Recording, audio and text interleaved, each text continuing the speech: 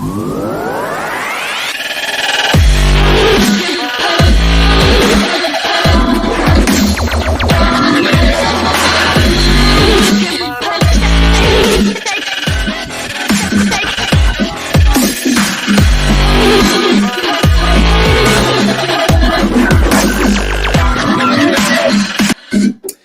right. Well, good morning and good afternoon, everyone, and welcome to today's Exploring by the Seat of Your Pants event.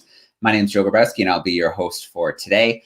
Really exciting to be in February. February, we kick all the men out for the month. We host Women in Science, Exploration, Adventure, and Conservation all month long. It's been a lot of fun so far. We've got a big festival, the Women Blaze Trails Festival, coming up February 12th to the 14th, where we'll be hosting 50 plus amazing speakers over that weekend. So February is a busy month, and we're really excited for our events today. We've got Grace Young joining us. She is lead scientist at X, Alphabet's Moonshot Factory, which was formerly GoogleX, where her team is creating radical new technologies to protect the ocean while feeding humanity sustainably. She's an avid sailor, diver, a National Geographic Explorer. Grace is passionate about developing tools to better understand and explore and manage our oceans. Along those lines, she's developed robots and imaging systems for organizations like MIT, CERN, NASA, Hole Oceanographic Institution, and NOAA, among many others. Another thing Grace loves to do is inspire young people to learn more about our ocean and ways to protect it. So I'm going to bring Grace in live with us. Hey, Grace, how you doing? Hey, great. That was a pretty epic video you started with. I hadn't seen that before. Yeah, it's not too bad. We just try to splice a couple cool things together. Mm-hmm. Very cool. Well, are you in California right now? I'm in California, yes. I'm presenting to you all from my kitchen. All right, excellent. And I imagine your window probably looks a little different than mine. I look out my basement window and I have to kind of lean down and look over the snow. So I imagine you're not looking at that out your window. Hey, your basement has a window. That's something, right? Yeah. Yeah, we have these really pretty trees up there. Not complaining. All right. Very cool. Well, Grace, I'm going to let you take over for a bit. We've got classrooms and students joining us from across Canada and the US, and we're looking forward to a little Q&A action afterwards. Thanks. Yeah, I'm really excited to be here. I'm also really looking forward to the questions that all of you have. I'm curious to hear more about what you all are working on, what you think of the ocean. And so I hope to have plenty of time at the end of this for questions. Please save all your questions. I really can't wait to hear them. They're my favorite part usually. All right, we'll get started. I am an ocean engineer, and the most common question I'm asked about ocean engineering is, what is that? So an ocean engineer is someone who builds technology for the ocean. I, in particular, have worked on submarines, on marine robotics, on underwater cameras and underwater sensor platforms. All of those technologies can help us understand our oceans better and understand its wonderful species. Right now, as Joe mentioned, I work at a company where our goal is to create radical new technologies to solve some of the world's hardest problems. And the problem I'm working on in particular right now is, how do we use the ocean to provide food for humanity while still protecting the ocean and not destroying or harming in any way ocean ecosystems. The second most popular question I'm asked about ocean engineering, besides what is it, is how did you get into that? How did you decide to do that? And I like to say, I think we love to hear stories where it sounds like there was a straight line from path A to B. But for me, at least, and for most of my friends, the path was a lot less clear. I've had to go with the flow and try new things and carve out my own path. So going back to the very beginning, when I was a little kid, this is me, I think I'm 5, and I had just started getting comfortable learning how to swim.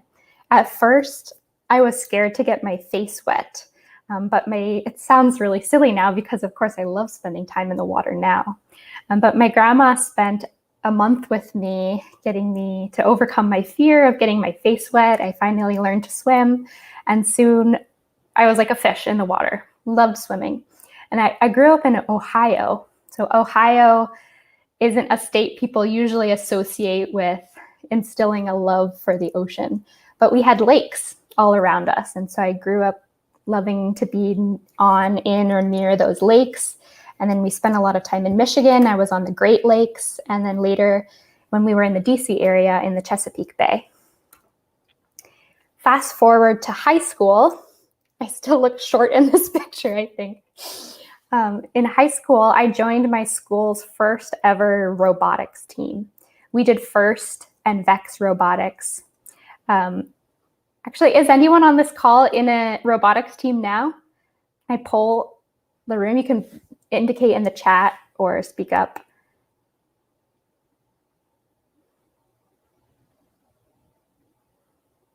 Silence, maybe that's no. No robotics.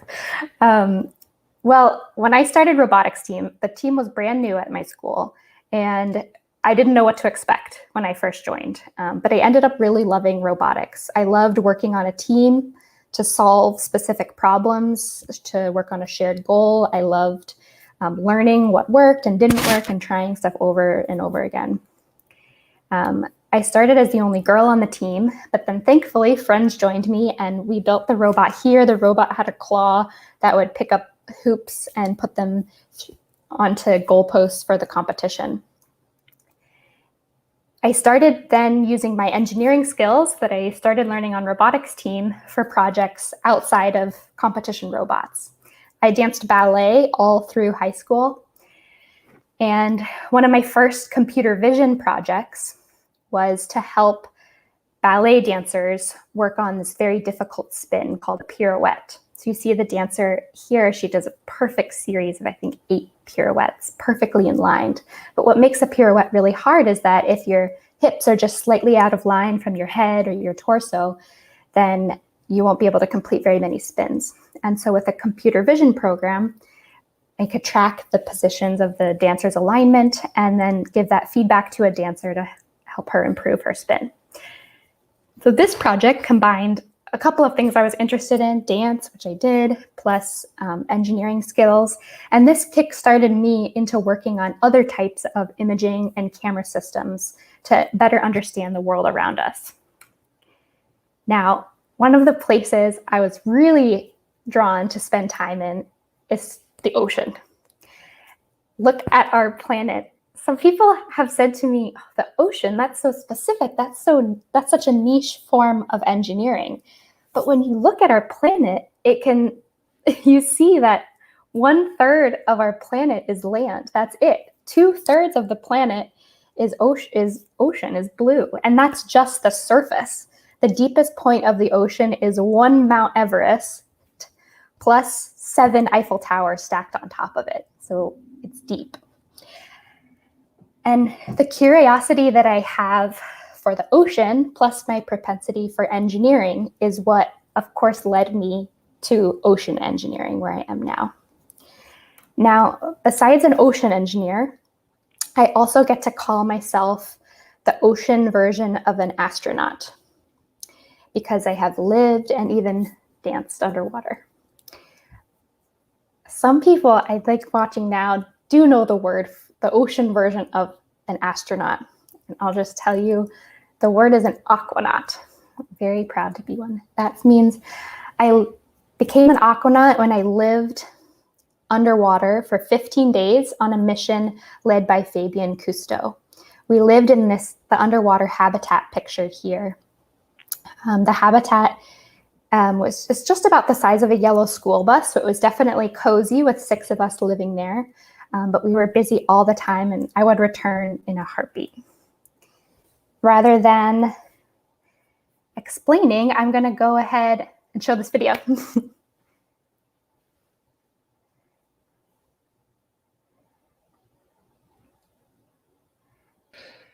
Hey, Grace. Yeah? Can you unplug your headphones? I think the sound's going right to you instead of to us.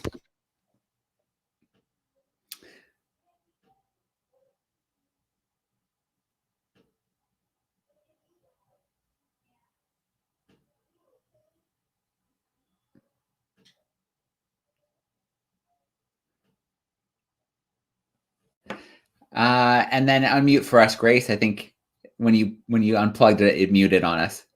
We do. I once there we go. the sea for 15 days in a habitat on the seafloor. While I was there, I built a camera that can film some of the fastest animals in the water. And I've learned how to 3D scan coral reefs to help us protect them. There's a creative way to solve any problem, and sometimes it makes the world a better place. Visit lego.com with your family to find out more.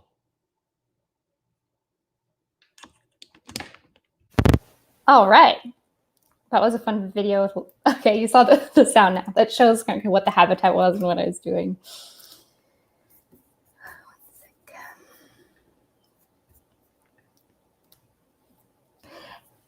Part of the reason I was there as an aquanaut was because I helped adapt an ultra high-speed camera to the underwater environment. So this photo here, it shows me I'm upside down. I've got my helmet in the sand, and I'm looking really closely at this camera with my fellow aquanaut, Liz.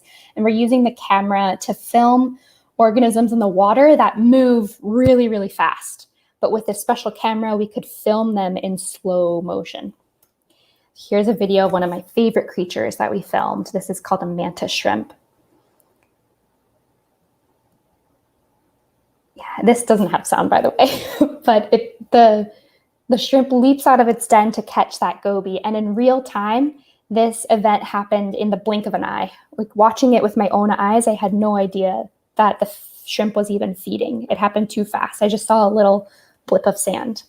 But with the camera, we could see that event in slow motion and really understand what this organism was doing. And these manta shrimp are fascinating. We have so much to learn from them. We think they have one of the most complex visual systems in the animal kingdom. They can see 16 different colors, whereas our eyes only pick up 3. They fight with each other. They feed in a really unique way. And right now, passing forward, I'm working on other types of smart camera systems, not to track dancers or shrimp, but now to track fish in the water. And we're doing this to better understand fish health.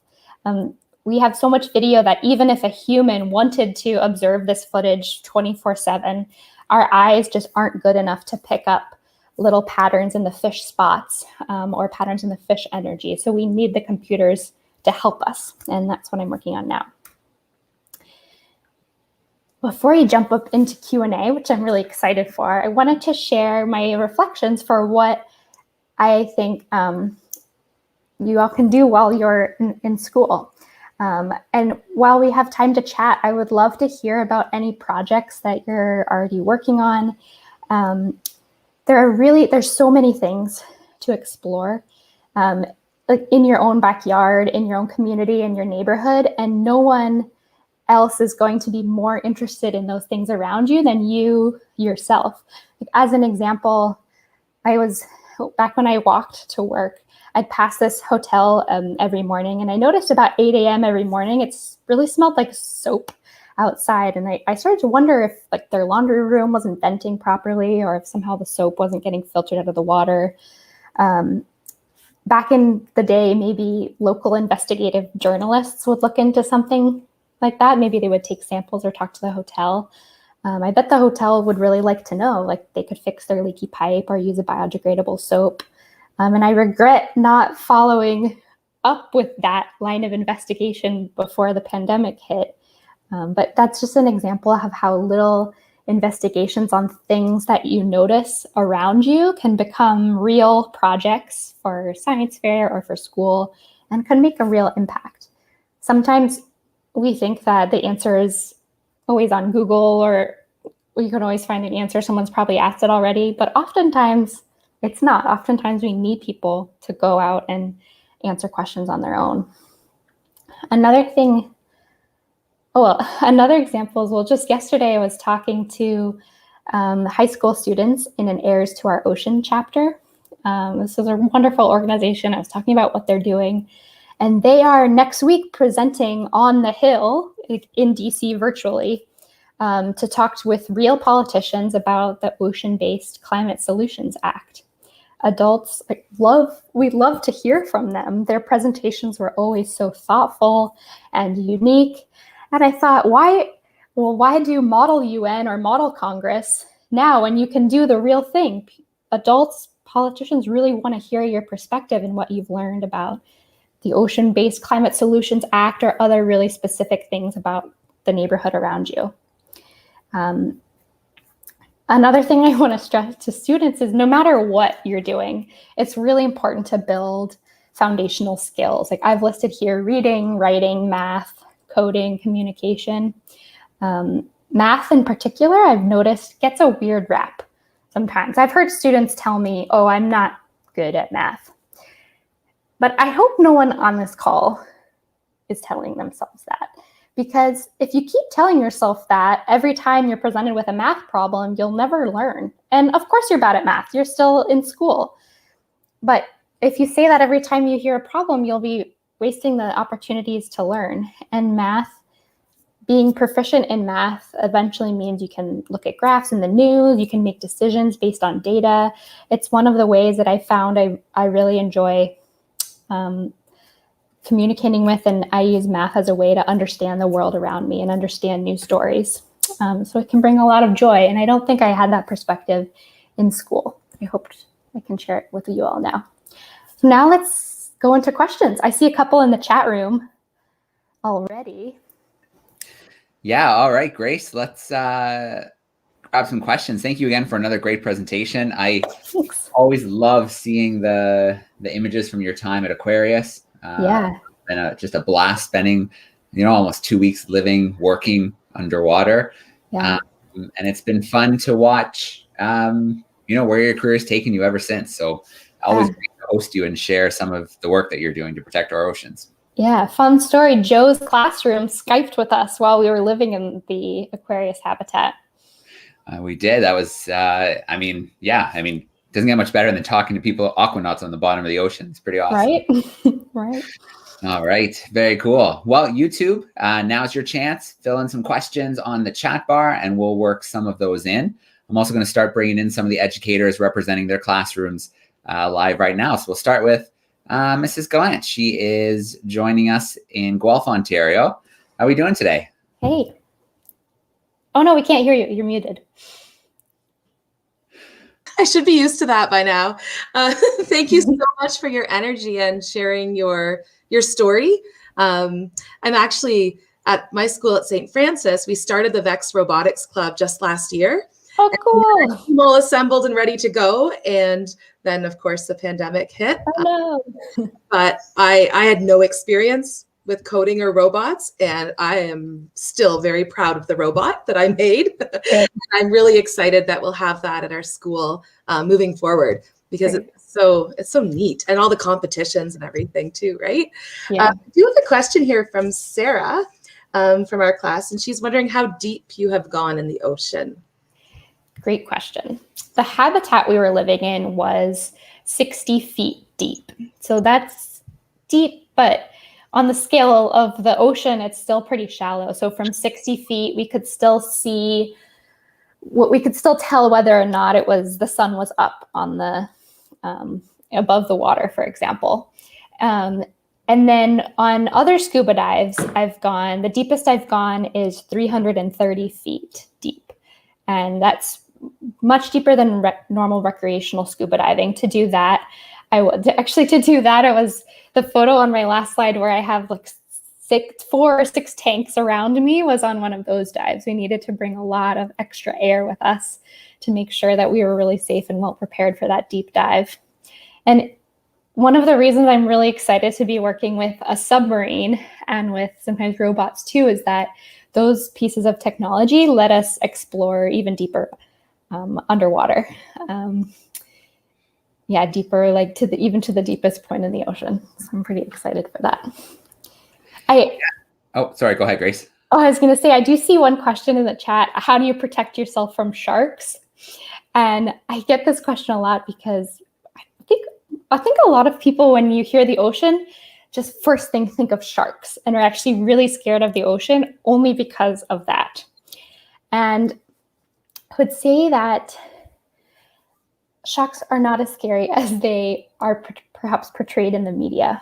So I have swam with sharks in the Florida Keys area. The sharks around us were nurse sharks, and they feed on little things in the sand. So they wouldn't eat a human. They couldn't even. I've been in the water with a great white too, but we weren't. If you're high on the surface, they might confuse you with a prey, but we were low on the surface. It hasn't been a problem. And I know some free divers like swim with sharks on the regular. So if it's something that you're trained in, it can be safe. And so I'm not scared of sharks. Actually, I think it'd be really cool to see a shark on a dive. I'm with you there. That's any dive that I do. My favorite part is if there's sharks.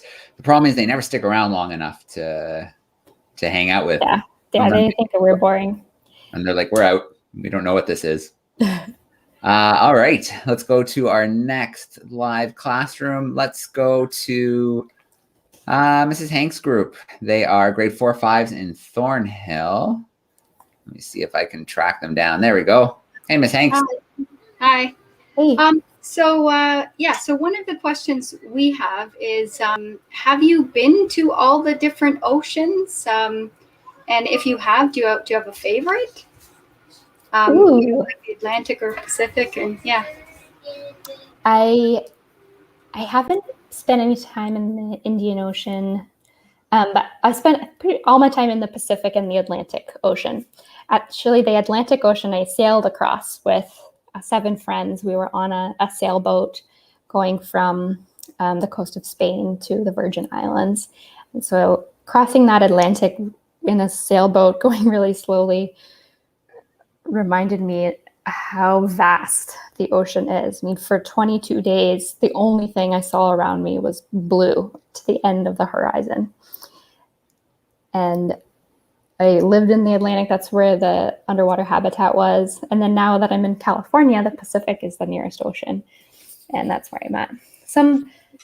I should say, maybe I haven't personally dove in all the oceans, but technology I've worked on I'm pretty sure has been in all the oceans. I worked on camera systems that went into the Arctic and into the Antarctic and into the Indian Ocean. I can say that. All right, very cool. Actually, there's a lot of questions online right now from several groups about the slow motion camera that you use to get those really great shots of the Manta Shrimp. So a few of the questions that have come up so far are, did you have a hand in making it? Who did make it? And were there any other marine life that you filmed with it? Yes. Well, so one thing I'll say about engineering is it's always a team effort. So I didn't build the camera, but another MIT alum, Mike, his name is Mike Matter, and he's actually just like down the road from me now in California. He invented this camera and he named it the Edgertronic. He named it after another MIT professor named Doc Edgerton, who invented slow motion photography and worked very closely with Jacques Cousteau, Fabien Cousteau's grandfather, on some of the first underwater cameras and first underwater lighting systems. And that I found that history really cool because it reminds me how, when Doc Edgerton and Jacques Cousteau were working together, I bet they never really imagined that just a generation later, his grandson and then another MIT alumni would be working on a derivative of their technology together.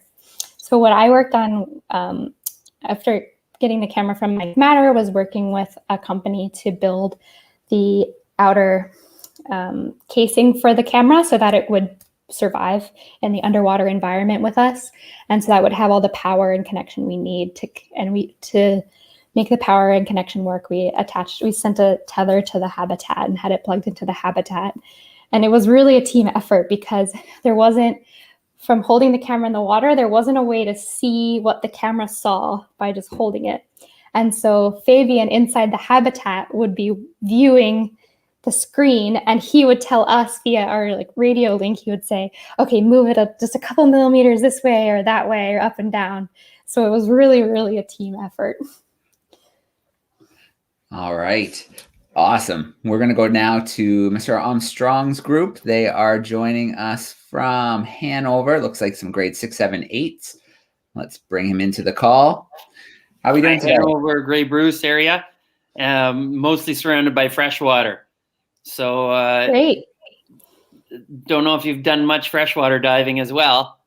Yeah, I haven't done a whole lot of freshwater like scuba diving, but I've done a lot of swimming in the Great Lakes because I grew up near Michigan and we'd spend time on the Great Lakes. Yeah, I love the lakes. I have a sweatshirt somewhere that says like Lake Michigan unsalted. So were there issues when you were, and maybe Joe knows this already because he was on a call with you during Skype time, but were there issues with the health in living underwater? Like you kind of can get the bends or other scuba dangers? Yeah. So yes, the bends happen when you're regular scuba diving. What happens when your body spends so much time in that with the pressure of the water all around you, you can get little bubbles forming in your bloodstream, and that's bad if the bubbles don't have time to release. And so with normal scuba diving, you can only spend a limited amount of time at depth. So where we were at 20 meters, we could spend maybe like 40 minutes, and then you'd have to rise slowly to the surface. What made the kind of diving we were doing on Mission 31 special was that it's a type of diving called saturation diving.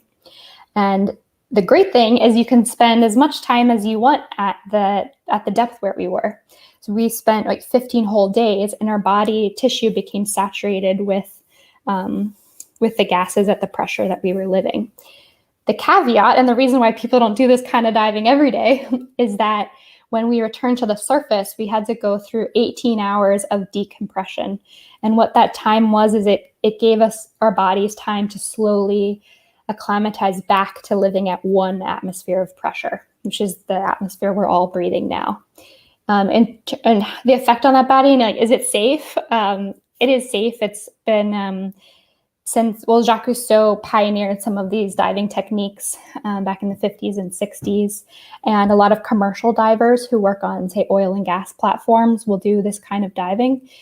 So it's decently well studied and it's been safe. There's people who have spent a lot longer and for a greater percentage of their life underwater, and they're healthy and safe. In fact, some people even go into pressure chambers to help treat arthritis and other kinds of diseases.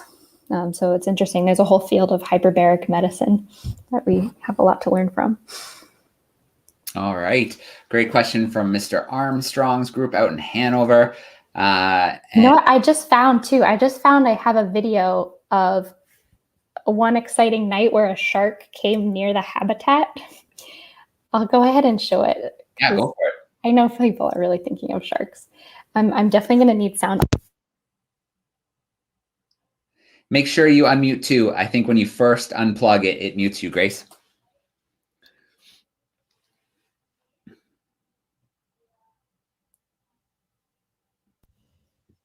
Okay.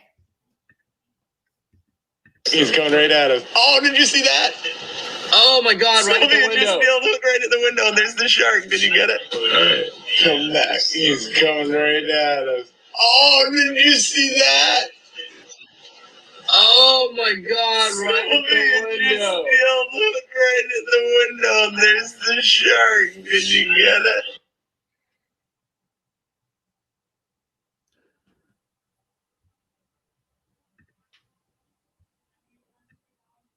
Okay, that was the video. I think it's really funny. Oh, did you see that?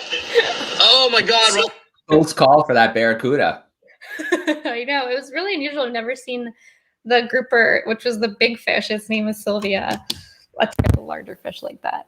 And then to have the shark in the background, my goodness. And that was just viewing from the viewport in the bunk room. So there was a bunk room with 6 bunks, and the window is looking out at the ocean. Those are the kinds of things you can see out your window when you live underwater.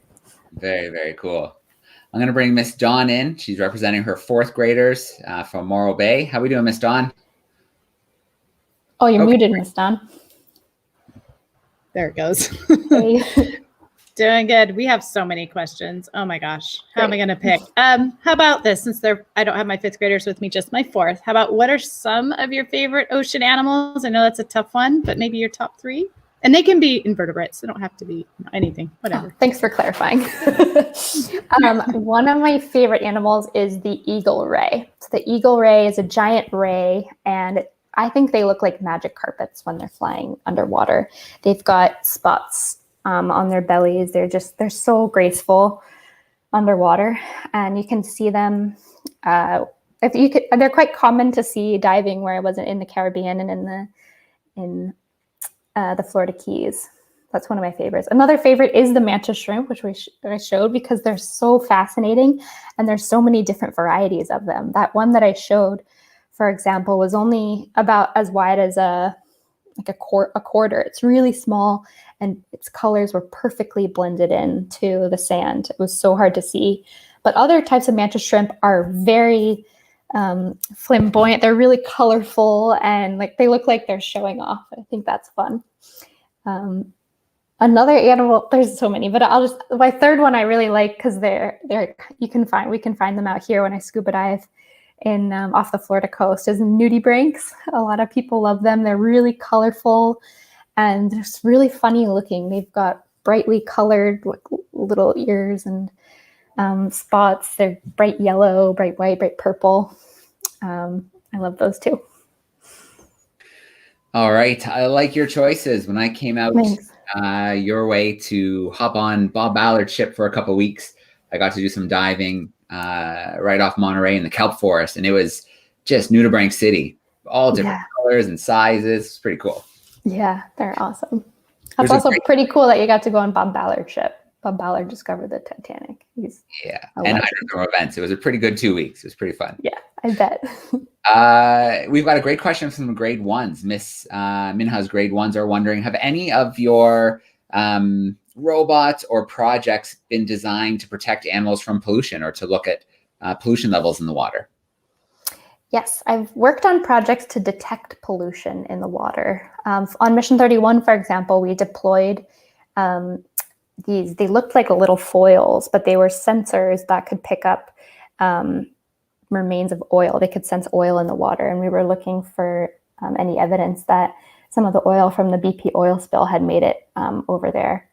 So that's one example. I also worked in college. I worked on a glider underwater. It looks like a little airplane underwater, and it glides through up and down with sensors on it. That also had an oil detection sensor. And the idea would it would identify where there was oil and return that data to us. The question of protecting organisms from the pollution, that's something that's really hard. And I don't think we, like as humans, have a good solution for that. Once the oil's in the water, you can't really just clean the ocean. I know there's some projects for like a kind of vacuum cleaner to clean up the ocean, but the problem is the microplastics. When you're in the ocean, it's not like you see like a plastic bucket or a plastic bottle just floating around you like you've seen in some pictures, but it very quickly gets ground up into really small pieces through the motion of the waves. And those small pieces are microscopic, but they're everywhere in the ocean. And fish ingest them, like we ingest them then when we eat fish.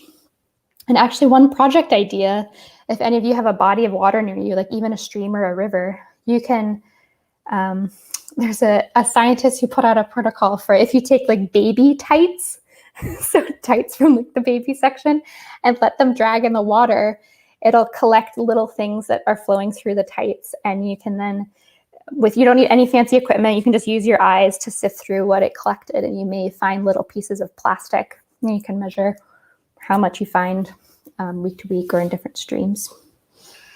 All right. That is a creative way to make a manta trawl. I haven't heard that before. Yeah.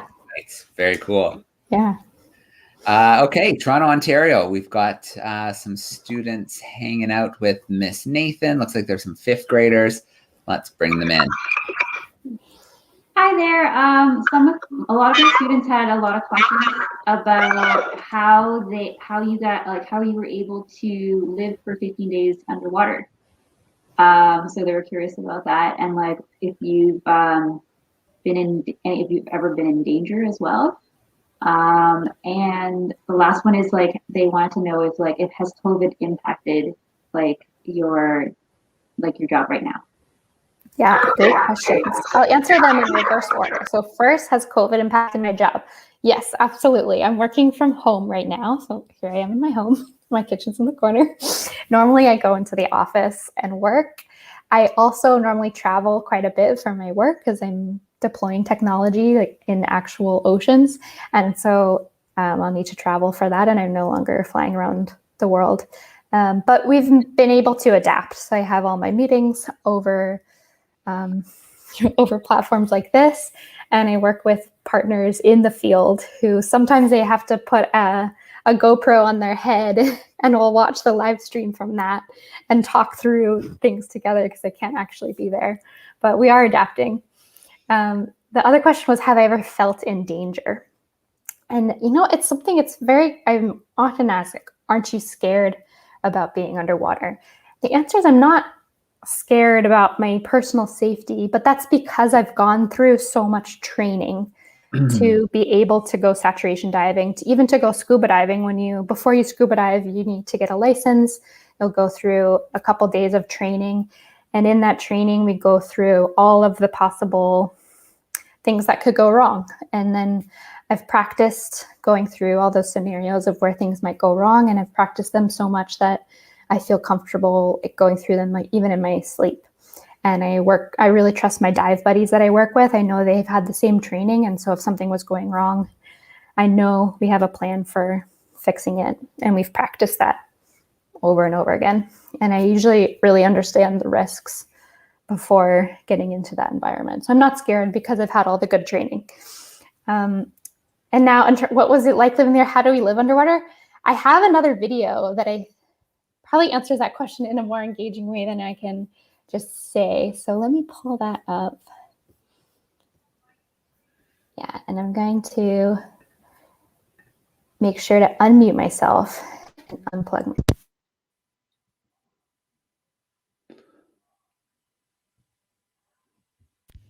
Unmuting, sharing screen.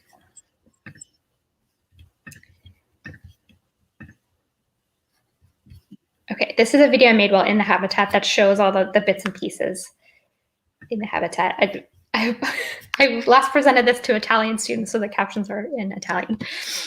Boy. Hi, I just got back from my last dive from Aquarius.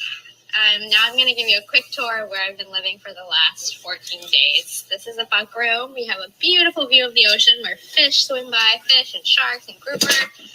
Here's our 6 bunks, real fast. Woo! The 2 habitat technicians, Otter and Ryan, they sleep on the bottom so that they can roll out of bed and help us in case of an emergency.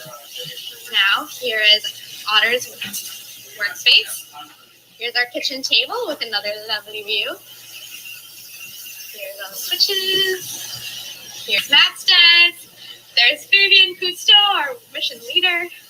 Here's our tiny kitchen. We have hot water, spices, dishes, and a microwave. We can't cook with open flames because the oxygen content in the air we breathe is pretty high. Here's all the food we eat.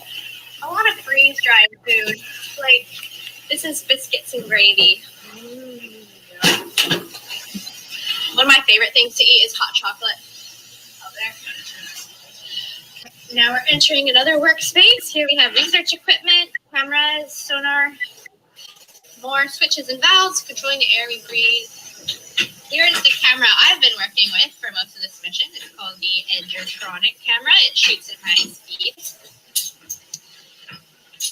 The doors open to the side because they're overly sealed. Pretty cool. Here is the wet port. This is where we get in and out of the water. We're on door stuck. Okay.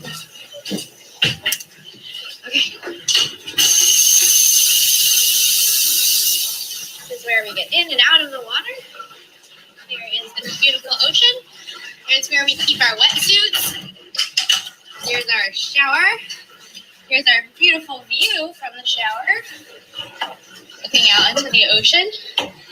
And more switches and valves controlling our dive equipment. This is Otter, habitat technician. Hi, Otter. He keeps us safe and healthy. That's it. That's the short tour of Aquarius. The space isn't much bigger than a school bus. Fabien's been living here 31 days along with Otter and Ryan. And Liz and Matt and I got here for the last 16 days.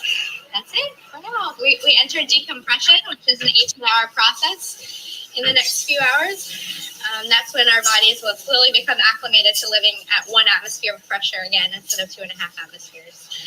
That's it for now. All right. Hey. Very cool, Grace. Great tour of the habitat. Hey. We've got Miss Fennessy joining us. She's representing some students who are joining us. Where are they? There we go. From Fleming Public School, grades 7 and 8. Hello there. Thank you, Dr. Young. I have to say our chat that the students are writing on is full of so much fun. So thank you. You inspire us. And I want to tell you, one of our students, Jaden, said this is one of the best things he's ever seen in school. So the things that you do really make a difference. And the question that was asked, one of my students was asking about climate change and some of the projects that you do that would be related to climate change. And if the ocean is important related to climate change. The ocean is really important for climate change. And there's a shift right now in the story that we're telling about the ocean. I think just a couple years ago, I often heard the phrase, like, we need to save the ocean. But now we understand that the ocean has been saving us. The ocean is the hero here. We need to recognize the ocean as a hero and try to work with it. The ocean, I was reading, it has absorbed like 96% of the excess greenhouse gases since the 70s. So it's been absorbing a lot of the excess heat that we've been putting into the atmosphere. And so we need to work with it. Ocean ecosystems are also, they're really resilient in the face of change. So they've been dealing with much more acidic waters, warmer waters, and we've seen those effects in ecosystems like coral reefs, for example, you've probably heard about. And what we also know is that overfishing, oh my gosh, some areas of the ocean have been just decimated from industrial fishing efforts. What we've seen though is that if we let pockets of the ocean recover, we say, very, very limited fishing in this area, no dumping of pollution in this area, simple sounding things like that, we've seen that area of the ocean will recover and can become a vibrant ecosystem that keeps absorbing carbon, keeps providing food for us, even in our lifetime. And those kind of projects to let areas of the ocean recover are ones that I'm really excited to be working on. So yes, the ocean is very valuable for climate change. Someone actually asked in this chat, maybe it was you, have I noticed diversity of the oceans changing in the time that I've been diving? And I would say yes, but I also fully realize that, I started diving, I think 15 years ago. Well, actually that kind of sounds like a long time, but the coral reefs that I see now, from pictures and stories, I know that they are not the same coral reefs that divers a generation or two ahead of me saw in their lifetime. We usually see a lot less fish on the reef than there was a generation ago, and the reefs sometimes they're bleaching or dying. In some areas too, we see plastic just washing up on the shores and in the water, and I hope those are things we can absolutely change in all of our lifetimes here on this call.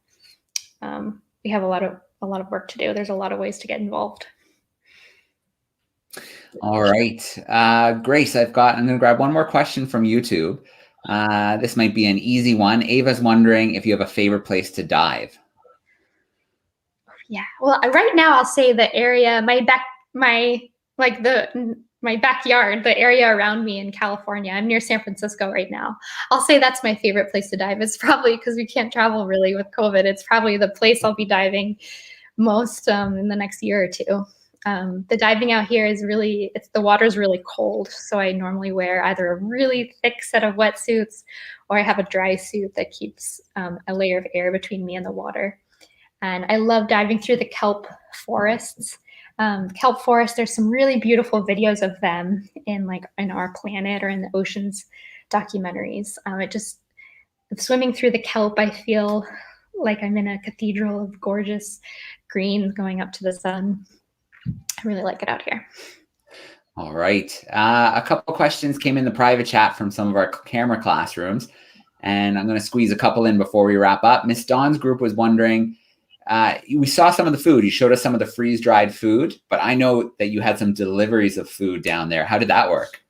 Well, we were very lucky because we had crew from topside bring us down special dishes often. So we had even a pizza delivered down to us. To deliver food to the habitat, they put the items in these pressurized pods that Navy divers would come and bring to us. So we also had a special day with Otter, the habitat technician, had his 100th day living underwater, and someone made him a gorgeous sheet cake that was brought down in these pods to us. So I can't complain. The food was pretty okay. All right. And Mr. Armstrong's class was curious about, do you consider yourself more of an engineer or an ecologist, or maybe both? Yeah, I consider myself more of an engineer. My skill sets in day-to-day now, I spend a lot of my time building software, working with hardware teams, working with engineers to build a tool. But I work very closely with ecologists, and I see the scientists and ecologists as ones who define what the technology should do, why it's, and really articulate why it's important for us to, say, collect data on where the oil is or measure certain aspects of the fish. And then I, as an engineer, work on providing them that tool so that together we can answer those important questions with us right now. Right now, my title is to a scientist because I also formulate like our hypotheses and formulate our areas of exploration and define how we get there. Usually I'm the one setting out like what tools we need to get there, but then I work with someone else, like an ecologist, to define what's important and suggest really cool avenues of study. All right, very cool. That's what science is all about, right? Collaboration. Can't do everything on your own. Yeah, I think engineering especially, some people only think engineers are like guys who work in basements alone, but all of the engineering I've done, and I went to MIT and now I'm at a professional engineering company, it's so collaborative. We all have to work together. All right. Well, I'm going to start off with a big shout out to our YouTube crew today. Thank you for joining us and sending great questions in via the chat. To all of our camera classrooms and educators representing their classrooms today, thank you so much for being with us and sharing. And then Grace, it's always great to steal a little bit of your time. I know you're busy and always have lots of cool projects on the go. So we always enjoy when we get to spend 45 minutes together and catch up. Yeah, thanks, Joe. Thanks for organizing this. And thanks everyone for your excellent questions. You can have your teacher too, like ask them to me on Twitter or something too, and I'll try to answer later today. All right, excellent. Let's just get that up there really quick. Grace, what is it? Is it Grace H2O? Yeah, Grace _H2O. Yeah, and it's an O like oxygen, not like 0. Okay, so I'm going to pop that up really quickly. If anybody does want to send a couple questions later today, you can find Grace there on Twitter. Grace, thanks again. Enjoy your weekend. Thanks to everybody who joined in today. Enjoy your weekend, and we hope to see you in lots more events this month as we celebrate women in science and exploration. Thanks, everyone. Sounds great. Happy studying. Happy learning. Bye. Thanks all.